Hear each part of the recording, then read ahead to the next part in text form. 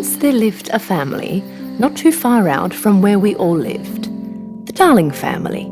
The Darling family had 3 children. Their names were Jan, Michael and Wendy. Wendy would always tell her mum how Peter Pan would always play the flute in her room. Her mother would always tell her that she was imagining things, but couldn't help but notice the leaves in the room, which always confused her a bit. Wendy would always say that the leaves fall off Peter Pan. One night, when their parents went out for the night, the kids were left home all alone, and when they got sleepy, they all went to sleep. Peter Pan silently entered their room and started looking for the leaves he had left behind. At that moment, Wendy woke up. Peter Pan, I was waiting for you. Nobody would believe that you're real. Wendy gave back the leaves she had been hiding for Peter. She really liked Peter, and so they sewed his leaves back on his clothing. Wendy, would you like me to tell you an amazing adventure story? I don't want to hear about an adventure. I want to live one, Peter Pan. Right at that moment, Peter's small fairy friend, Tinker Bell, entered through the window. Well, of course. I knew you'd be here. Are you getting ready for a new adventure without me? You know it's not possible for me to do anything without you. Wendy woke her siblings up. Her siblings looked at Peter Pan and Tinker Bell with great confusion. Well, are you ready to fly? Tinker Bell scattered her fairy dust and off they went floating into thin air, and all together they left the house.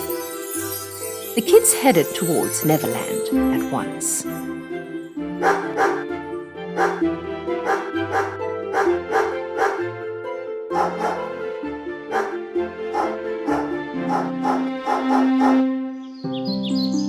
After a long journey, they arrived at Neverland, and there they were.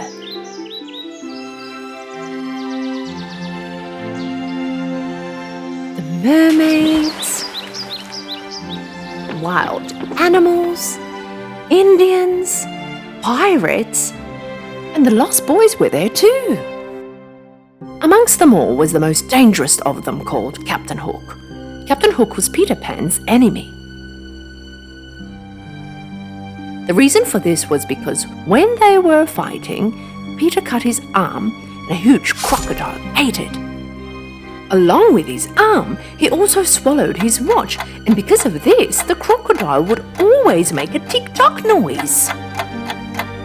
And so Captain Hook would always know if the crocodile was near from the noise. When looking around with his binoculars on the deck, Captain Hook spotted Peter Pan and kids looking at him from the top of a hill.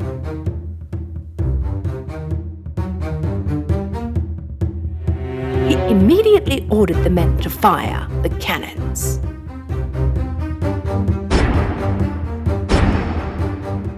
It was very hard for Peter Pan and the kids to get away from the cannons. Tinkerbell, you take the kids to a safe place. I will deal with Hook. Tinker Bell was very jealous of Wendy, so she wanted to keep her away from Peter Pan. With some made-up excuse, she left Wendy back on the hill and brought Jan and Michael to a safe place down at the beach. The lost boys who lived on the island saw Wendy from afar, and thinking that she was an enemy, they wounded her. At the same time, Peter Pan was fighting with Captain Hook, but seeing the crocodile that got his arm suddenly reappearing, Hook ran away in fear. Ah!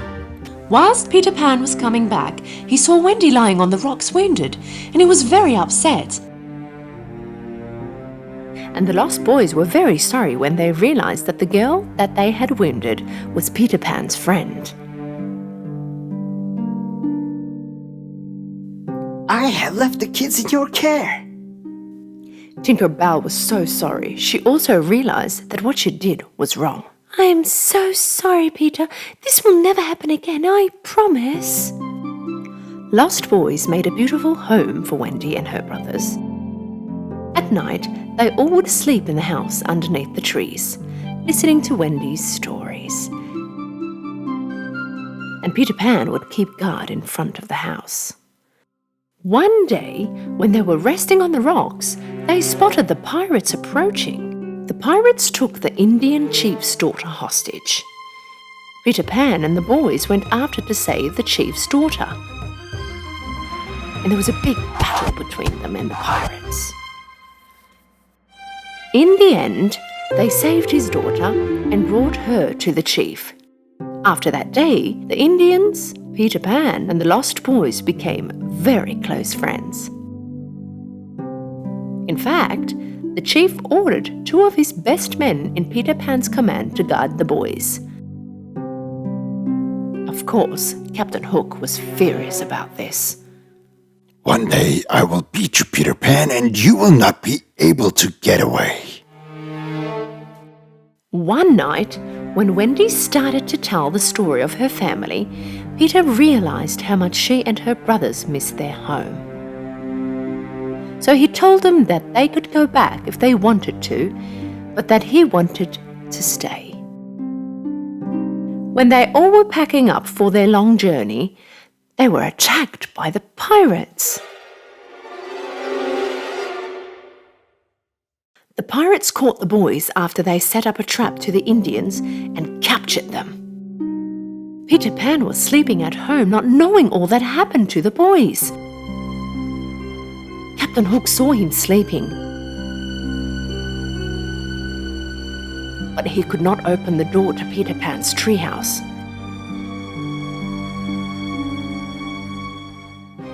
Still, he poured the poison in the bottle he was carrying under the door, causing Peter Pan to sleep for hours. Peter Pan slept one whole day, and when he woke up, Tinkerbell entered. After she told him all that had happened, Peter Pan and Tinkerbell went out to rescue the boys. When they arrived to the Happy Rock, the pirates' headquarters, they saw that there was no pirate on guard. And when they went over to the other side of the rock, they were shocked from what they saw. Wendy, Jan, and Michael and the Lost Boys were all tied up to the poles, and Captain Hook was holding a torch in flames. Say your last words. As their eldest, Wendy began to talk. Dear friends, my last words to you will be the words your real mothers would have told you. If they were here, they would have told you not to be afraid and be courageous to face your death. Don't be afraid. Kindness always wins. Always. Captain Hook got very angry with Wendy's words, so he brought her to the boat and tied her to the big pole. At this moment, Peter Pan and Tinkerbell reached out to save the boys. At the same time, the Indians and their chief came to help. This made Peter Pan so happy, because with their help, they rescued the boys. It was now time to get Wendy. Peter Pan and the Lost Boys got on Captain Hook's ship, where only a few pirates remained. And when they realized that they would be beaten, they jumped off the ship.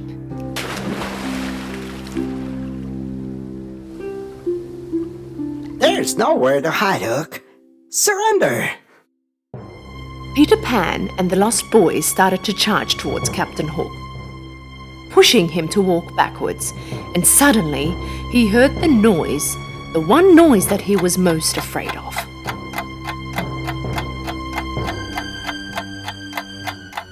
When Captain Hook looked back in fear, he saw the croc waiting for him to fall down into the water.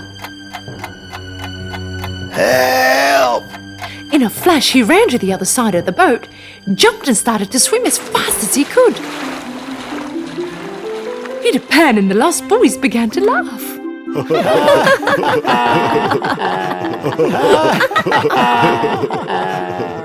From that moment on, Hook's ship belonged to the Lost Boys and their captain was Peter Pan. The crew is ready for your orders, Captain Peter. Sail away! The boys untied the ropes and the sails blew up with all their might. Tinkerbell, fly us away to the home of the Darling family. The kids were very happy to hear this. Wendy, Jan and Michael were going to reunite with their parents they had dearly missed. When Tinkerbell sprinkled the fairy dust, suddenly the ship was airborne and started to fly in the sky. Wendy was restless to get home and tell her parents all about Peter Pan, Tinkerbell and the Neverland. From that day on, Neverland was going to be their second home and Peter Pan their best friend. Once upon a time, there lived a doctor named Gulliver. There came a time when there was no work to be found in the city. So Gulliver found a job on a ship. This way, his new life had begun on shore. The first few days it went pretty good. He was getting used to his new life on the ship. But one day, a very strong thunder struck. After struggling in the huge waves for some hours, in the end the ship tipped over. Gulliver and a few of the crew managed to get some rowing boats on the boat before it sank. Short while after their ship sank, it disappeared. They couldn't stay on this rowing boat for too long, and soon after a strong wave hit them, and this boat, like the ship, also tipped over. They scattered all over the place. For hours, Gulliver struggled to stay above the water. He was trying to stay alive. In the end, the current helped him manage to hit ashore. He was very tired now. He had no idea as to where he was. Besides, he was in no state to think. He fainted right there on the shore.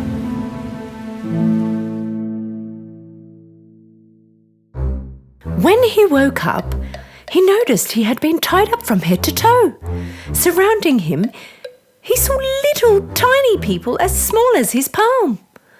With amazement, Gulliver was staring at these little people. And with the same reaction, the little people were staring at him. Right at that moment, Gulliver felt a tingle all over his body. When he put his head up to see what it could be, he noticed his whole body covered in tiny arrows. The very frightened little people were throwing arrows at him. Please stop, don't. I won't hurt you, don't worry. For a few days, they kept him there with his hands and feet tied up. They gave him food and water. After some days had passed, they tied him on a car that was pulled by hundreds of tiny little horses, taking him to their hometown. This little town was called Lilliput.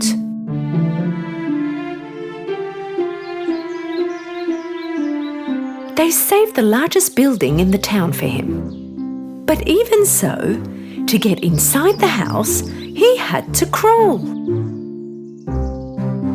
Seeing that Gulliver meant no harm to them, they decided to introduce him to their king. Gulliver approached Lilliput's king. The king allowed him to stay. But in order to stay, he told him that he must work and help around the city as much as he could. Gulliver signed a piece of paper that stated the do's and don'ts. For example, if he wanted to pick someone up with his hands, he needed to have permission. Under these circumstances, Gulliver began living in Lilliput. He was helping with the renovations of the buildings and carrying water to the locals. After some days had gone by, he found out a big problem amongst the little people. The neighbouring country's army wanted to occupy Lilliput. In order to do so, they were getting ready for war. Gulliver went over to the king and proposed to help. If you like, I can help you out, Your Highness. The king was happy. He first thanked him, then accepted his offer. At that time, the neighboring countries' ships had finished their preparations. They were waiting for their order to proceed. This news got all the town worried. On the other hand, for Gulliver, it was too easy. He asked everyone to find as much wire as they could and bring it to him. Gulliver joined all the wire they brought to him and made a very long and strong piece of string. When it was midnight, he got the long string of wire and crossed to the other side of shore. Without being seen to the enemy, he managed to get to the port on the other side. He tied all the ships to one another, and with the very few soldiers that were inside, he pulled them to Lilliput's shore. The people waiting for him at the port were super happy. They had imprisoned the enemy's soldiers. They now had no reason to be scared of the enemy. The king thanked Gulliver and rewarded him. Gulliver was very happy he had gained the king's trust. A while later, there was a fire in the castle. The moment he heard about the fire, Gulliver took one of the ships in the harbour, filled it with water, and poured it on the castle, putting off the fire immediately. Gulliver and the king were getting along very well. Before making a decision, the king was always asking Gulliver first. Of course, this started to get in the way of the other advisors to the king.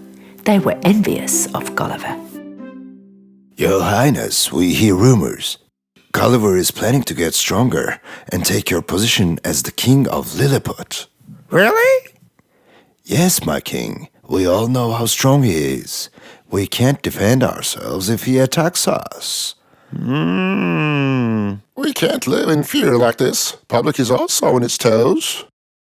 The king was well affected by his advisors, and he decided to punish Gulliver. Considering the good he's done before, I won't give him the death penalty. His eyes will be blinded, he will be forbidden to go into town, and his food will be limited. When he heard about the king's decision, one of the workers in the castle who loved Gulliver ran right next to Gulliver to tell him all about it. I can talk to the king and change his mind. But the decision was made, and the king had no intentions to change his mind. Gulliver finally understood that his only option was to leave. At night, taking the enemy ships in the harbour with him, he began to move towards the island across. He walked and swam and finally came to the island of what people called the enemy. When Gulliver returned their ships, they understood that he didn't have bad intentions. With the guide next to him, they sent Gulliver to meet with the king. The king properly welcomed Gulliver, and Gulliver told him all that had happened. The king told him that he could stay as long as he wanted. Gulliver was really surprised of this kind gesture after he stole their ships, because he hadn't seen this kind of behaviour in Lilliput. Gulliver was staying out at night since there was no house big enough for him. People of Lilliput think this kingdom is the enemy, but actually they're all good people. One day, when he was walking about, he found a rowing boat. This was clearly the boat that they were on after his ship had sunk. Apparently our boat hit the shore on this island. He immediately went to the king. The king gave him all the men he needed. They all began to repair the boat. In a few days, the boat was ready for shore. Gulliver was very happy because he could leave the kingdom of the little people and go home. He thanked the king and his people who welcomed him. But a tough journey was waiting for him on this small boat in the big ocean. Even the smallest storm will sink my boat. After a couple of days on the ocean, he came across a ship. He began yelling for help. Hey! Here! Help me! Finally, they heard him.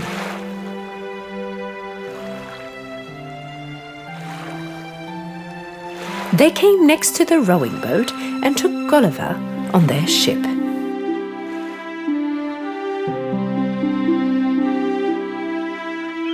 And so Gulliver was safe. He was anxious to tell about all that had happened. The little people, the kingdom of Lilliput, and the kings of the two kingdoms. He wondered who would believe him about all that had happened. Gulliver felt very happy that he was going to go home to see his family. But he also felt there were many more adventures waiting for him out there in the big ocean. Once upon a time, there lived a little girl. This girl wore a Red Riding Hood at all times. That's why everybody used to call her Little Red Riding Hood. Darling! Yes, Mummy? You know your grandmother is ill. Would you take her the cookies I baked and the fresh herbs I picked from the woods? Of course, Mummy, I will. The little girl, with her Red Riding Hood as always, started her journey to her grandmother's house. Do not leave the road in the bunny forest, sweetheart, said her mother as she was leaving. Little Red Riding Hood started walking in the forest while joyously singing songs. I wonder why they call it the bunny forest. I haven't seen any bunnies along the way. Little Red Riding Hood came to a road filled with flowers. There were all kinds of colored flowers. I should pick some flowers for my grandmother. She'll be very pleased. While Little Red Riding Hood was picking the flowers, she did not realize that she was drifting away from her path. At that moment, she heard a sound coming from the bushes. Suddenly, a big bad wolf approached in front of her. Little Red Riding Hood was so scared that when she saw the wolf right in front of her eyes, she dropped the basket that she was carrying. The wolf jumped closer to her and collected the cookies she had dropped from the basket and gave them back to Little Red Riding Hood. Little Red Riding Hood was amazed by this unexpected gesture from the wolf. Thank you. Where are you heading, little girl? To my grandmother's house, the yellow house at the end of this forest. She is not feeling well, so I'm bringing her cookies and healthy herbs. Really? By the way, you can call me Little Red Riding Hood like everybody else does. I'll head on first and let your grandmother know that you're on your way so that you can continue picking up your beautiful flowers. Right at that moment, he heard a gunshot of an approaching hunter's rifle and ran away as fast as he could. Little Red Riding Hood looked around for a moment and started crying, realizing that she was lost. Hearing her crying, the hunter approached and came next to her. What are you doing alone here, little girl? It's very dangerous around here. I'm looking for a big bad wolf whom I've been hunting for a very long time. Little Red Riding Hood was very ashamed because she had not listened to her mother and left the road in the bunny forest. So she could not tell the hunter that she had met the wolf. Well, I was bringing cookies to my ill grandmother living at the end of the forest and I got lost. Let me bring you to your grandma's home then. They started to walk together, and right then, the wolf took a shortcut and quickly made it to the grandmother's house. He knocked on the door. The grandmother yelled from inside, "Who is it?" The wolf changing his voice. It's me, Grandma. Little Red Riding Hood. I brought you cookies and fresh herbs from the woods. The door is open, my dear. You can come in. The wolf smirked and stormed in through the open door.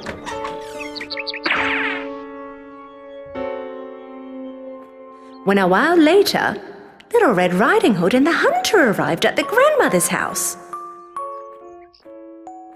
Go, little girl. Go next to your grandmother as soon as possible. The hunter went back on his way.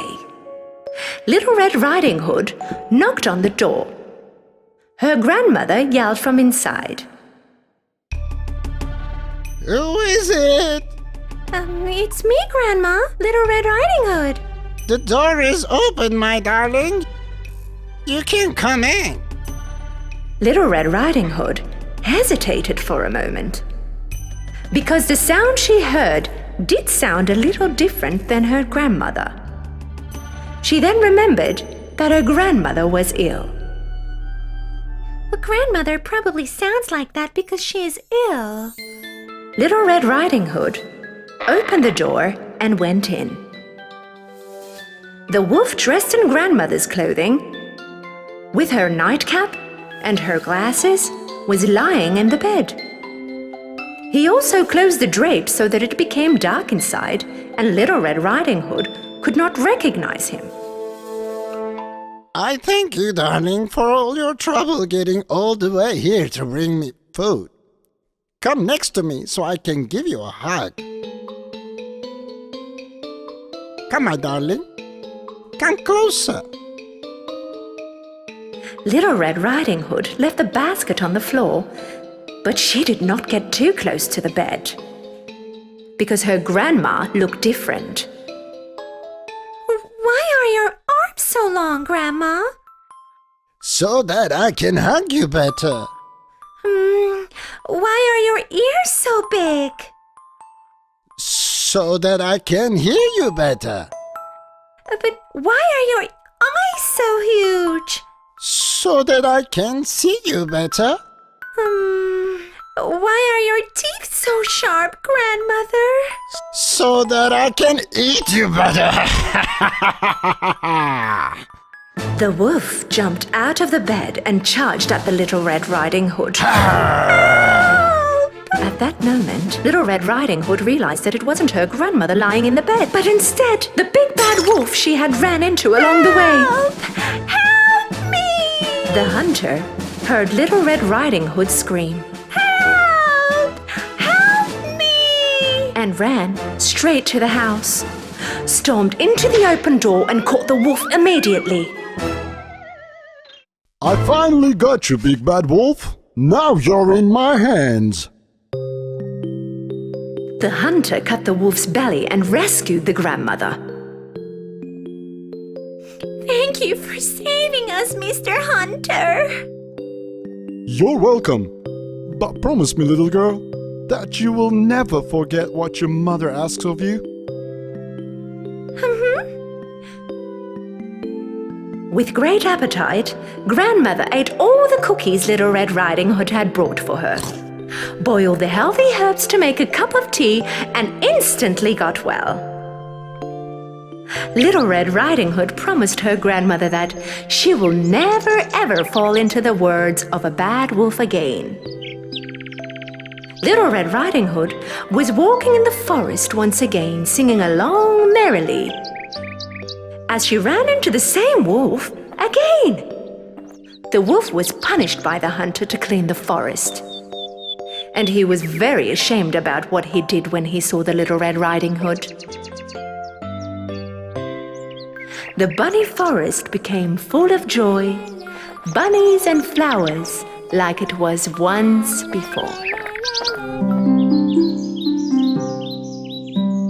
Once upon a time, there was a poor widow who lived with her son. Her son Jack did not work because he was a very lazy young man. That was why they almost had no money. Mom, is there anything to eat? I'm hungry. Each passing day, They had become poorer and poorer until they had come to a point where they had to sell their cow, Milkwhite, because they could no longer feed her. Jack's mother told him to bring the cow to the marketplace and sell it for the best price he could get. Maybe then they could buy some food to eat. On his way to the market, Jack came across a somewhat weird-looking old man. The old man had a look at the cow and turned to Jack and said, Hi, my boy. If you give me this cow, I will give you very valuable things in return. Jack was very happy to hear this. The old man took out 5 beans from his pocket. Beans? But these are magic beans. Jack, of course, did not believe him at first. But the old man insisted. Look, young man, you seem like a good and bright kid. Take these magic beans. You won't regret it. Trust me. Jack believed the old man and gave him Milkwhite in return for the magic beans.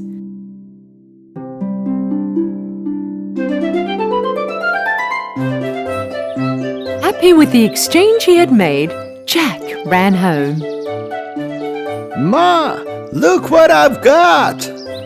Seeing Jack running to her so excited, his mother thought that he had sold the cow for a lot of money. But then when Jack showed her the magic beans,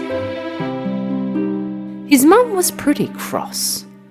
She threw the magic beans into the garden and sent Jack to his room. You are grounded in your room until I tell you to come out, and no dinner for you tonight.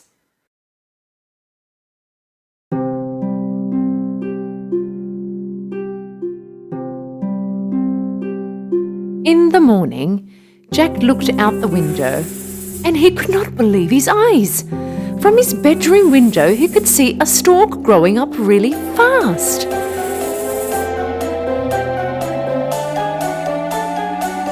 This was neither a tree or a giant flower. This was a magic beanstalk. Jack jumped on the giant beanstalk from his window. Using the leaves and the twisty vines like the rungs of a ladder, he started to climb up the beanstalk. After a while, he found himself in a weird place where everything was much bigger than normal. He saw a path full of flowers and a very big house at the end of it. Jack came to the house and knocked on the door. A lady giant answered.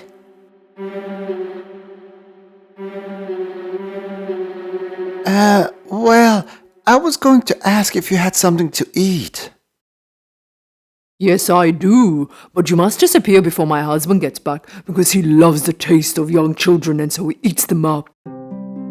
Jack, of course, was a bit frightened, but also he was very hungry.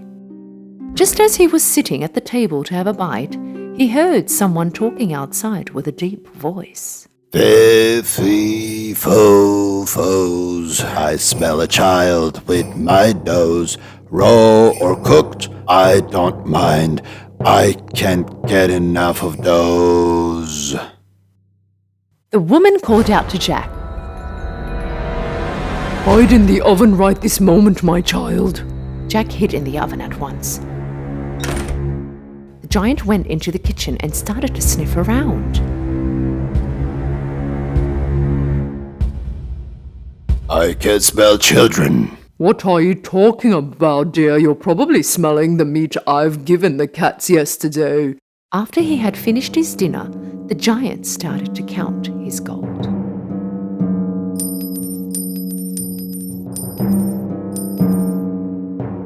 After a short while, he was tired from counting the gold, and so he fell asleep. Jack came out of the oven and took a bag of gold. He threw the bag right under his magic beanstalk. Then off he went down, holding onto the beanstalk. He found the bag of gold he threw down and ran home right away. When Jack's mother saw the gold, she was very happy. From that day on, there would be no more poverty or hunger for them. But after a few months had passed by, all the gold they had finished. With no other option, Jack climbed up the beanstalk and went to the house of the giants. The giant's wife was somewhat a little suspicious of him this time. Last time you were here, we lost a bag of gold. But still she pitied the young boy and invited him in. Not long after, the giant came home.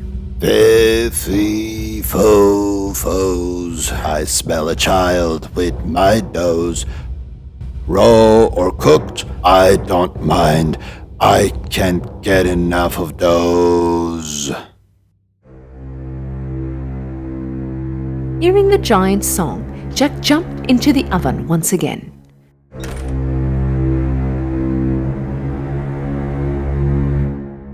After finishing his dinner, the giant asked his wife to bring his chicken.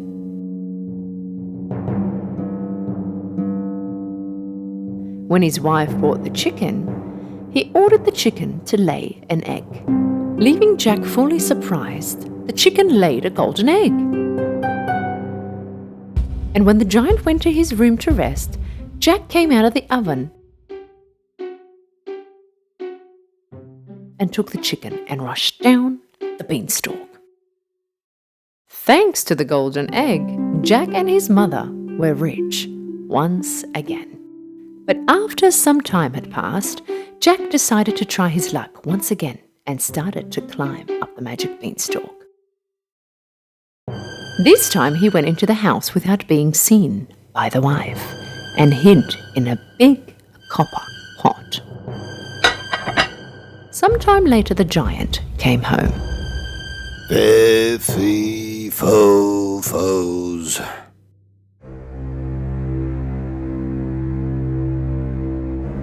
I smell a child with my nose. Raw or cooked, I don't mind. I can't get enough of those. This time the giant's wife decided she wanted Jack caught. If there is a child around here, then it should be in the oven. Of course, Jack had hid somewhere else this time. The giant and his wife were determined to find the child, but although they searched everywhere in the house, they just could not find him.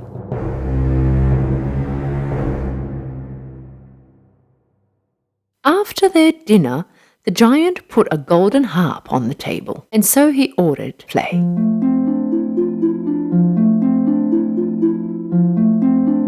Playing lullabies, the harp put the giant to sleep. At that moment, Jack knew that he wanted this harp more than anything else in the world. In order to do so, he climbed up the sleeping giant's knee, jumped on the table, and to the harp. But something really unexpected happened. Help! The harp yelled. Jack jumped down the table with the harp on his back. The giant woke up and started to run after him.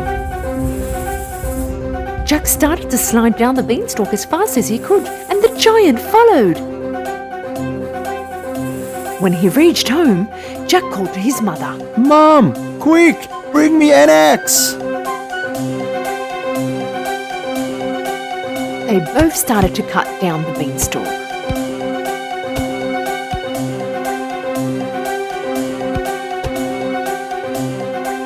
And finally, the beanstalk, and of course the giant, fell down on the ground with a big noise. They were safe from the giant. Oh good, we're safe. They were safe all right, but Jack was very regretful of all the things he had done. He almost lost his life because of his greed. He promised his mother that he would never ever steal from anyone again and that he would work really hard from now on. From that day on, Jack and his mother were never poor again. Yes, they did have the golden egg-laying chicken to help, but Jack also never stopped working ever again. On a sunny day, Alice and her sister went out for a walk on the fields. Alice's sister was reading a book. Because of this, Alice got very bored. Right when she was thinking what she could do for fun, a white bunny passed by. The bunny was talking to himself. Alice was stunned because she had never seen a talking bunny before. The bunny took out a pocket watch and then... Oh no, I'm going to be so late. he said in a hurry. Alice was very impressed with what she saw. So curious to see what was going on, she went after the bunny. The bunny went through a hole in a tree trunk, and Alice followed him through the same hole. Suddenly, she found herself falling down in a well. The well was very deep, and Alice kept on falling down slowly. While going down, the little girl saw pictures, little wardrobes and shelves. Alice felt like she was going around the world. And finally, she fell on a soft surface. She had a long corridor in front of her. Alice got up and started to walk. She saw many locked doors along the corridor, and the bunny disappeared. Alice feared that she would not be able to get out of there.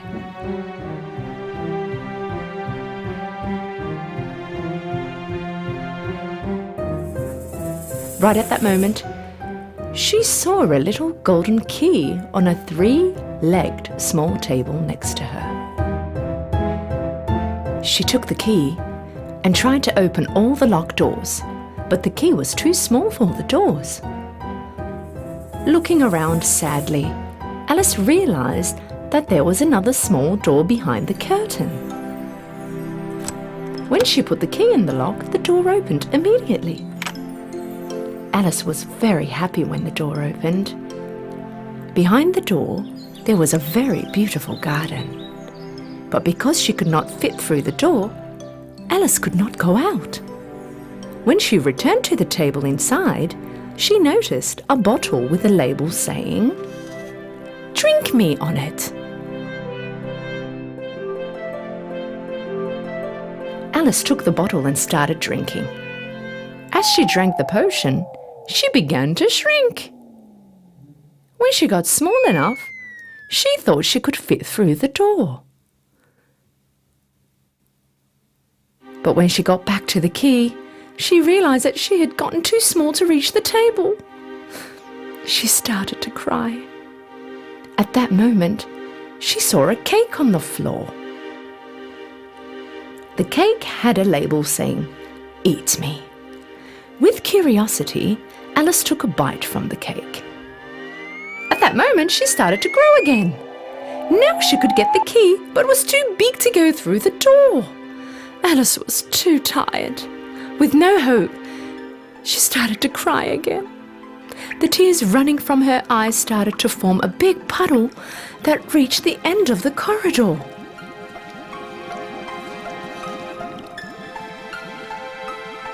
Suddenly, the white bunny passed her in a hurry. Alice called out, Sir, please, hold on a minute, help me!" The bunny got away fast, without even looking at Alice. But while running, he dropped his gloves and hand fan. Alice took his stuff from the floor, and when she started to fan herself, she started to shrink again. Right at that moment, she slipped and fell into the puddle. Alice and lots of different animals swimming in the water started to drift towards the shore.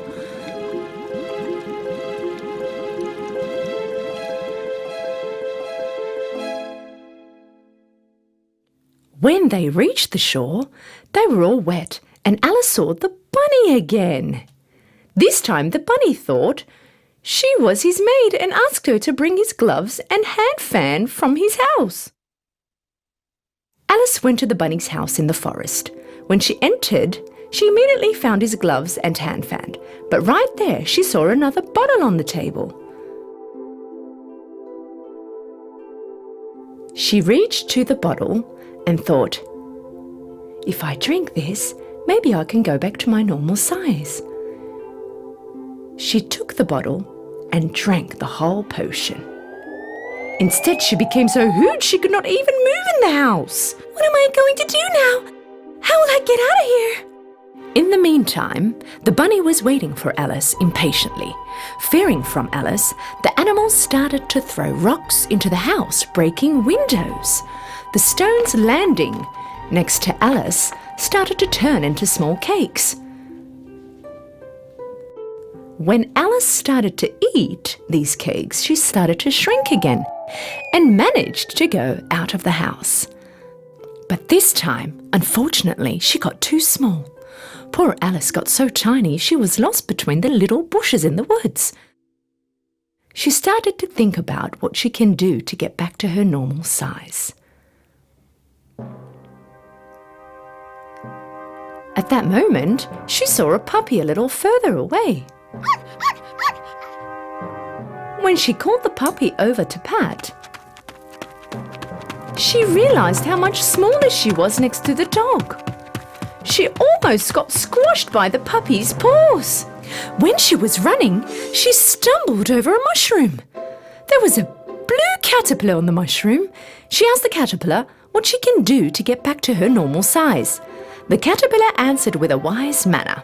One side of the mushroom I am standing on will make you grow. On the other side will make you shrink. Alice took a small piece from the mushroom and put it in her mouth. Right at that moment, she had gotten so big that she could not even see her feet. To shrink back to her normal size, this time she took a piece from the other side. By eating different amounts from both sides of the mushroom, she managed to come back to her normal size. She took 2 pieces from each side and held them in her hand. While she was walking, she came across a tiny house. But to be able to get in, she had to shrink again. Eating the mushroom pieces, she started to shrink again. When she entered the house, Alice found herself in a kitchen. Right in the middle of the kitchen, there was a duchess standing with a baby in her arms. And on the floor, a fat cat was looking at Alice, smiling. It was the first time Alice saw a smiling cat. So she asked, curiously, Why does your cat smile like that? Because this is a Cheshire cat, said the Duchess. At the same time, the cat became invisible and the baby in the Duchess' arms started to cry. The Duchess passed the baby over to Alice. You rock the baby and stop her crying. I will go and play croquet with the Queen. Alice took the baby and started to rock. Suddenly, the Cheshire Cat appeared. Again and smiling again, he talked to Alice. You need to find the Mad Hatter and the March Hare. But be careful, they're both crazy. Right after their little chat, the Cheshire Cat disappeared again. Alice angrily yelled at the cat. Stop disappearing and reappearing again! You're freaking me out! Cheshire Cat appeared once again, smiling. Okay, then I will disappear slowly. Starting from his tail, Cheshire Cat started to disappear again. Only his face remained. Alice went out of the house, and in a short while she found the March Hare's house. March Hare was having tea with the Mad Hatter under a tree. March Hare put some hay between his ears. Alice could not understand why he put hay between his ears. And the Mad Hatter had a hat on his head. The mouse between them had rested his head on the table sleeping.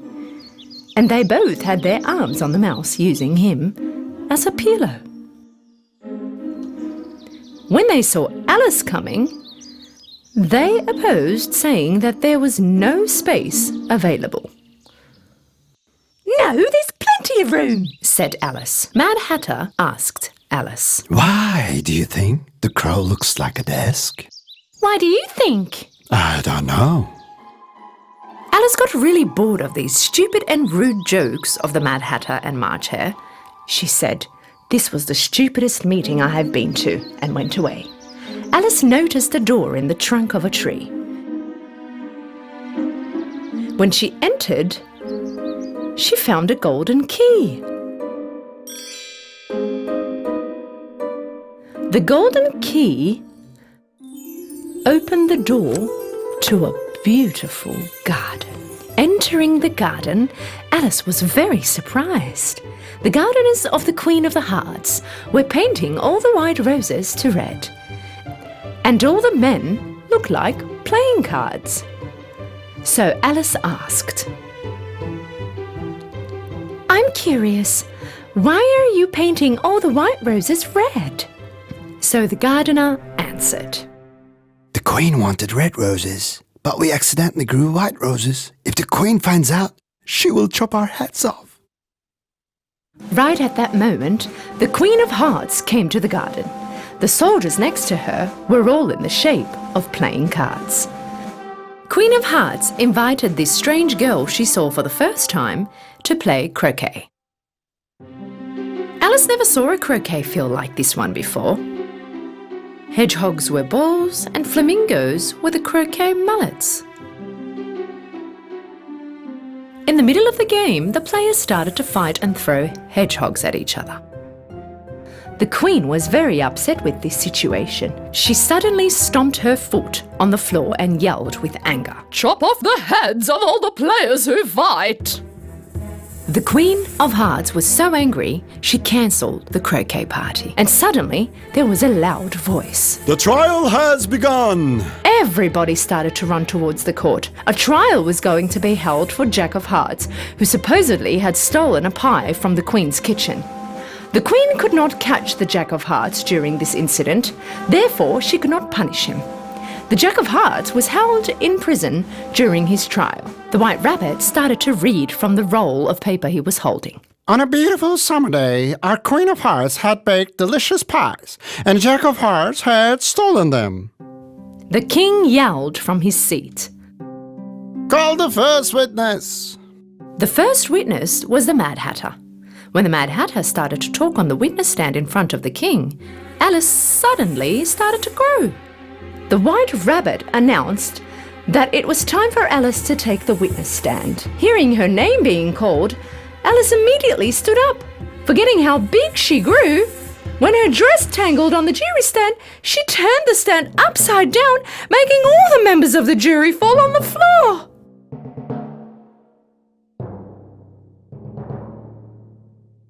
The Queen asked Alice to tell everything she knows. "I don't know anything," Alice answered. The Queen yelled, furiously, "You don't? Chop her head off too!" And Alice answered bravely, I don't care about your orders. You are not my queen, and so you can't do anything to me. As soon as Alice said these words, the king, queen, and all the playing cards started to fly towards Alice. Screaming away, Alice tried to catch them. All the commotion became a big whirlpool of cards around Alice, sucking her inside and flying her up. And finally, with the leaves flying all around her, she found herself on the field again. Her sister called out, "Alice, come on now, wake up!" When Alice woke up, she realized that everything was a dream. Oh, wow. It was all a dream, and what an amazing dream it was. Hey, sis, let me tell you about my dream. You know, a white rabbit... Once upon a time, there lived a little girl named Dorothy. Dorothy lived in a farmhouse with her auntie and uncle, Em and Henry. On that day, Dorothy didn't even want to play with her dog. It was as if she felt something bad was going to happen.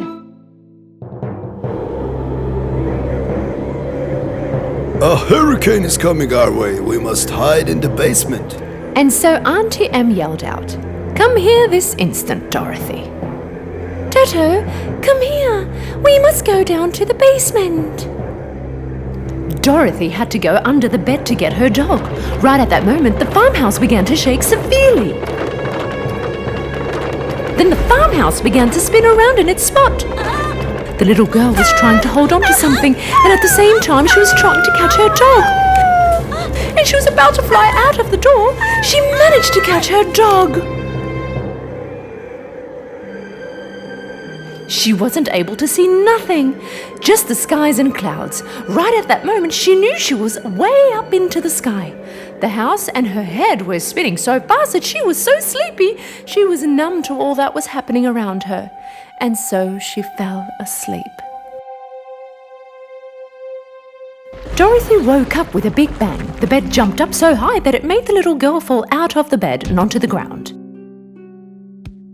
She then realized that the farmhouse wasn't turning anymore. The sun was shining through the window, which made her realize she was on land. She ran outside. She couldn't believe the scenery. Her jaw dropped. There were fields of flowers as far as the eye could see. Then suddenly, Dorothy saw little men running towards her. The men had cone-shaped hats, and the little bells on top of their hats were ringing. Also, their uniforms were blue, and they all had very long beards. When the little men came next to Dorothy, there appeared a tiny lady with a white dress. The mightiest magician, welcome. I am the good-hearted witch of the north, and these are my friends, the dwarfs. I want to thank you for getting rid of the wicked witch of the east and saving us. Thank you, but you must have confused me with somebody else. The good-hearted witch from the north marked a spot for Dorothy on the farmhouse. On the ground were a pair of shiny silver-shoed legs. Dorothy realized that the farmhouse landed on the wicked witch. I didn't mean to do it. It really wasn't my fault. What will I do now? Only thing you can do is just accept the silver magic shoes of the wicked witch as a gift. Dorothy took her old shoes off and wore the new ones. Will you help me return back home? There's only one person who can help you, and that is the Wizard of Oz. By following the yellow brick road, you will arrive at Emerald City, and once you arrive, you will have to get permission to go up and see the Wizard of Oz. Straight after talking to Dorothy, the good-hearted witch disappeared. The dwarfs sent Dorothy off and went on their way. After some time had passed away, the little girl and her dog needed to rest, so they stopped by a cornfield. In the middle of the field, Dorothy noticed a scarecrow. With great curiosity, she went next to him. Hi, who are you? At first, Dorothy was shocked, but then began explaining all that had happened. I don't know anything. My head is full of hay. I wonder if I come to Emerald City with you, do you think the Wizard of Oz would give me a brain? Dorothy took the scarecrow down from its frame, and together they began to walk on the yellow brick road. A few hours later, as they passed through the forest and amongst the trees, they saw something shining. Once they had arrived next to it, they realized it was a man made out of tin. The Tin Man was standing still. Please help me.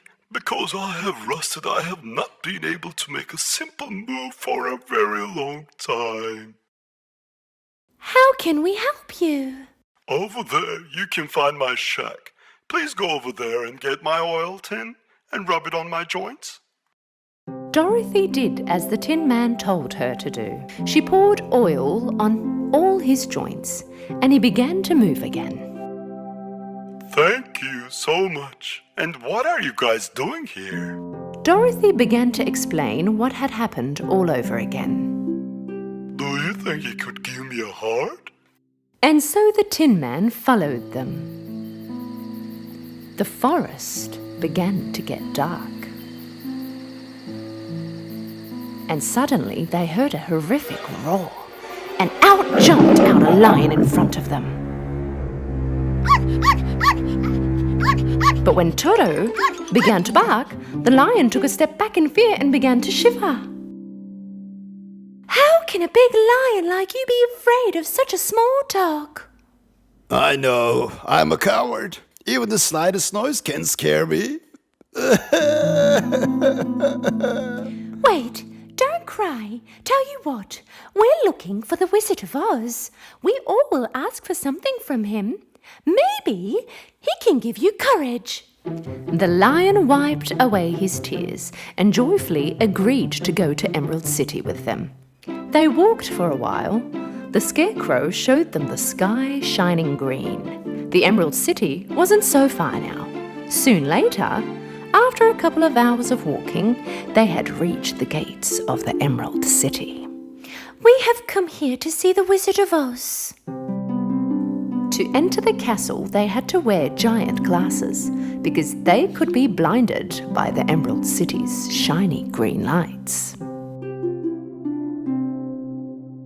The houses, streets, even the clothes of the people were all green in the Emerald City. Everywhere was shimmering. Finally, they had reached the castle. To see the Wizard of Oz, Dorothy was the first one to enter. The little girl entered hesitating, and she saw a big head hanging from the ceiling above the throne. I am the mighty and scary Oz. And who are you? Why did you want to see me? And where did you find those silver shoes? My name is Dorothy. I have come to ask for help. Dorothy told everything that had happened to mighty Wizard of Oz. The Wizard of Oz said that he would help her, but in return, she had to get rid of the Wicked Witch of the West. With great frustration, Dorothy returned to her friends crying, and she told them what the Wizard of Oz had asked of her. They all decided to find the Wicked Witch of the West and get rid of her. The next morning, they left the Emerald City and started their journey to the castle of the Wicked Witch of the West. The Wicked Witch of the West had only one eye, but she could see really far. When she saw that Dorothy and her friends were approaching her castle, she called out her giant bees. Sting these intruders! Dorothy and her friends saw the bees flying towards them. They did not have time to run away. Scarecrow, cover Dorothy, Toto, and the lion with your hay so that the bees cannot sting them. When the Scarecrow covered the others with his hay, the bees all tried to sting the Tin Man. But of course, all lost their stingers, and one by one they fell on the ground. This time, the witch sent her flying monkeys to hunt Dorothy and her friends. And so, the flying monkeys attacked Dorothy and her friends. One of them caught the Scarecrow and threw him on a tree. Another one threw the Tin Man over a cliff. They also tied up the lion to bring to the witch. Afterwards, all the flying monkeys turned to Dorothy. But once they saw the silver shoes on her feet, they did not want to hurt her. They just took her to the castle. When the Wicked Witch of the West saw the silver shoes on Dorothy's feet, she got really scared. But she also realized that Dorothy was not aware of the power of her shoes. Give those shoes to me. No, I won't. I said give it! The witch made a move towards Dorothy.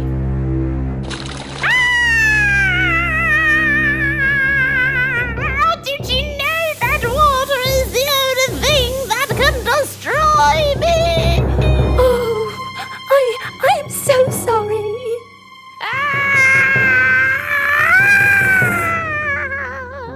As she screamed, the witch melted away. Only her clothes remained on the floor. Dorothy first saved the lion from the cage he was kept. Then they together found Scarecrow and the Tin Man.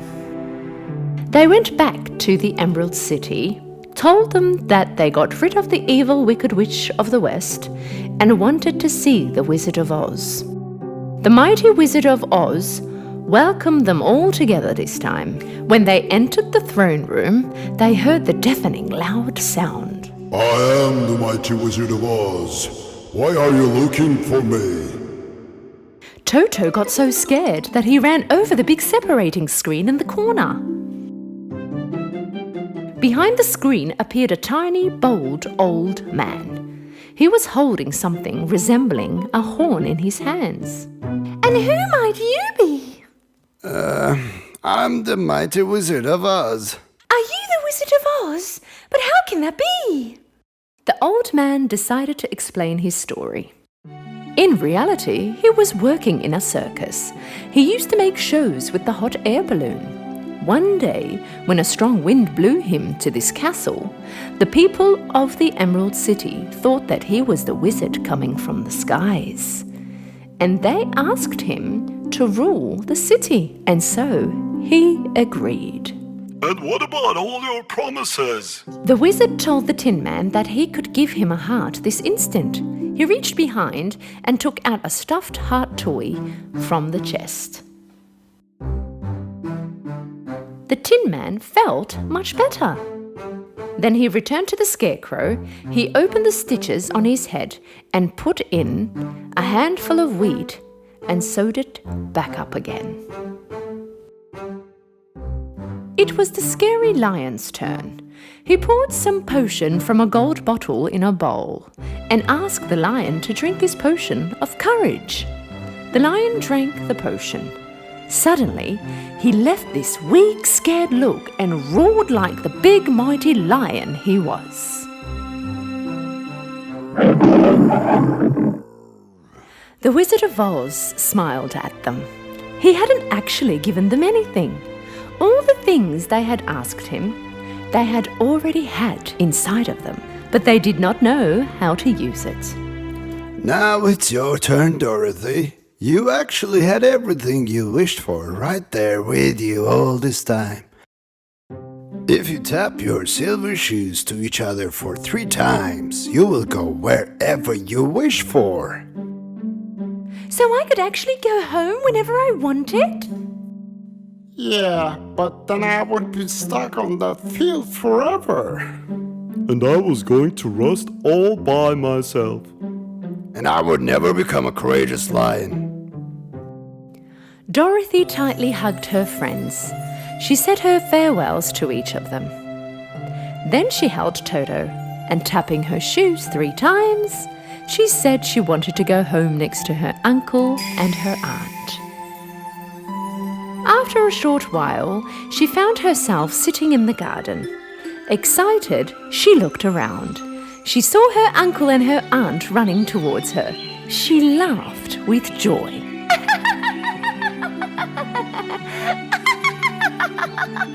Toto, look! We are home!